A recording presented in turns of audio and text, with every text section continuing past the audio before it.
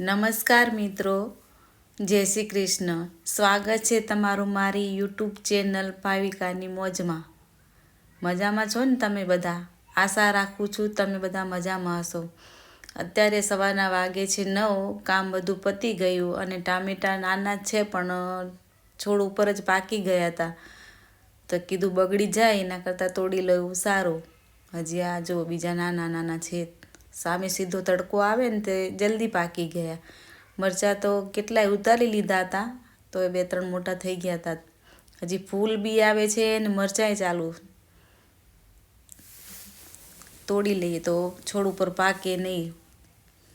જો આ મરચાં તમે પણ જોઈ શકો છો. એક વારના ઉતારી લીધા હતા, આ બીજી વારના.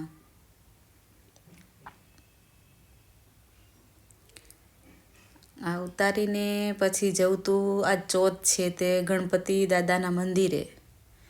તો બન્યા રહેજો વ્લોગ પર, તમને પણ દાદાના દર્શન કરાવું.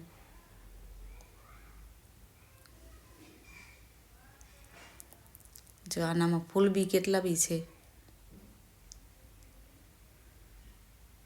હવે જઈએ છીએ દાદાના દર્શન કરવા, ચોથ છે એટલે.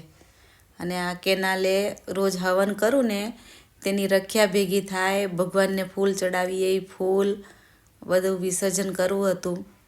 એટલે કીધું મંદિરથી કેનાલ નજીક થાય એટલે કીધું પહેલાં વિસર્જન કરતા આવીએ ને પછી દર્શન કરીએ. હવનની ભભૂતિ રોજનું હવન કરીએ એટલે ભભૂતિ તો થાય જ. અને ભગવાનને ફૂલ ચડાવેલા હોય એ જ્યાં તે તો નખાય નહીં, પગમાં આવે, પુણ્ય કરતાં પાપ લાગે. એટલા માટે જો આવી ગયા દાદાના દર્શને. અહીંયા જે પગપાળા આવે ને એના માટે ફરાળ પણ હોય છે. ચાલતા આવે ને ફરાળ ચાલુ જ હોય. દાદાના દર્શન કરો તમે પણ.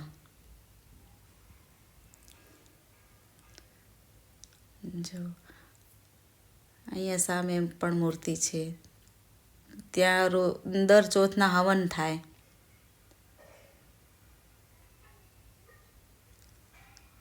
ગણપતિ દાદાને બેસીને થોડીક વાર દર્શન કરીએ, નામ જાપ કરીએ. બોલો ગણપતિ દાદાની જય.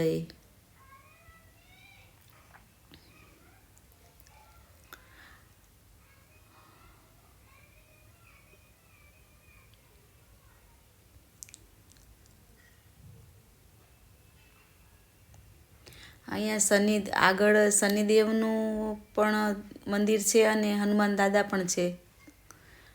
શનિદેવ તો હંમેશા બહાર ખુલ્લી જગ્યામાં જ હોય. હવે ઘરે આવી ગયા અને નિધિ એનું કામ કરવા લાગી ગઈ. મોબાઈલ કવર સીવ્યા તમે તેના ઉપર પેન્ટ કરે છે. વર્ક કરવાનું ને પેન્ટ કરવાનું કામ નિધિનું, સિલાઈ કામ મારું. આ જો બધામાં પેન્ટ કેવું સરસ કર્યું છે જુઓ.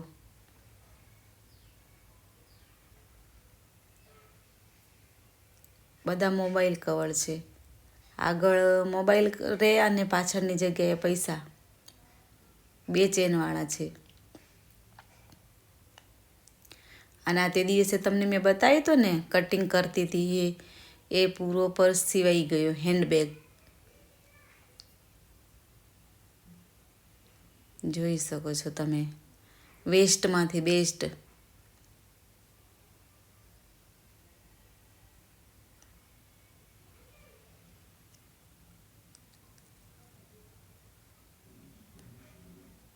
અને પછી આવી ગયા હતા અમારા સાહેબ વસ્તુ પહોંચાડવા માટે.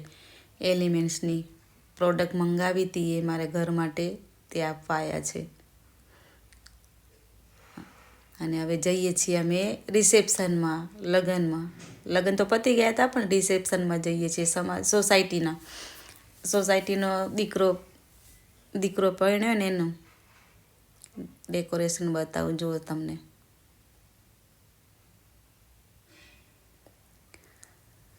નિધિને એમ કે અસલી છે, ટચ કરીને જોતી હતી.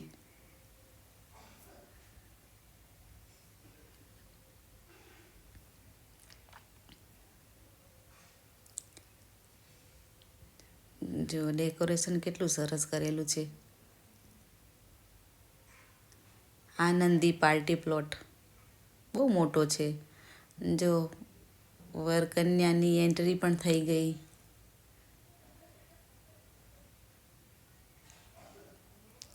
હેમાંગીબેન અને જયવીનભાઈ મારા મોટા દીકરાના ખાસ ફ્રેન્ડ છે. કેનેડાથી બંને જણ આવ્યા છે.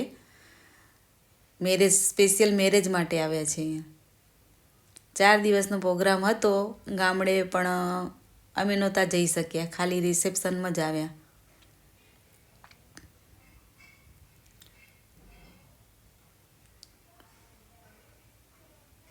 હવે આવે છે એના મમ્મી ને પપ્પા,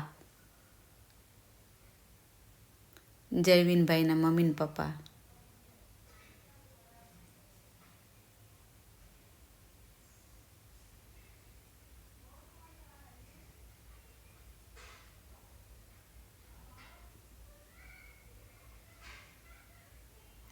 અમારી સોસાયટીમાં રહે છે, પણ એ લોકો બધો પ્રોગ્રામ શું ગામડે કરે, ખાલી રિસેપ્શન જ અહીંયા રાખ્યું હતું. પૂરો પરિવાર સ્ટેજ ઉપર છે. આ પૂર્વ ગૃહમંત્રીને બોલાવ્યા હતા. એમનું સન્માન કરી અને દિનેશભાઈ શાલ ઓઢાડે છે. હાજરી આપી એ મહત્વનું છે. એમણે આશીર્વાદ આપવા માટે બંને કપલને.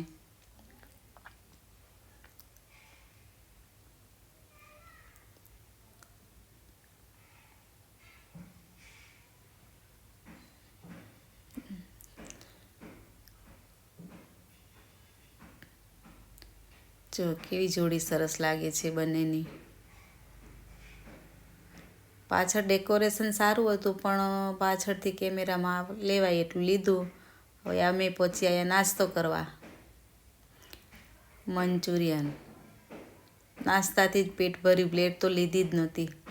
કેટલું ખાવાનું પણ બહારનું, પેટ બગડે પછી છેલ્લે જ્યુસ પીધો.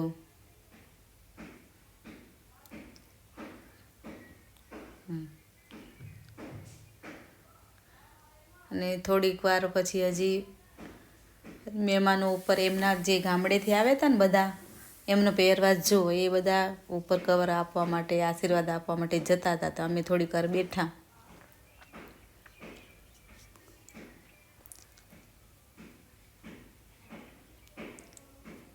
જમણવારો ચાલુ છે એટલે ખુરશીઓ બધી ખાલી જ છે.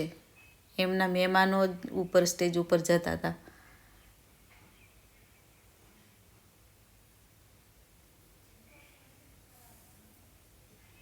મિત્રો, તમને મારો આ જો બ્લોગ ગમતો હોય તો લાઈક, શેર અને સબસ્ક્રાઈબ કરવાનું ના ભૂલશો.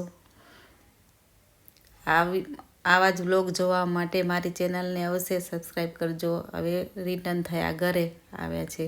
આખી સોસાયટી ખાલી હતી, ક્યાંય ગાડી નહોતી દેખાતી, કારણ કે આખી સોસાયટીને આમંત્રણ હતું.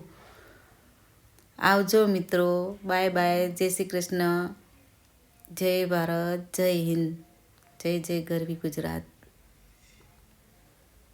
મળીએ આવતીકાલે.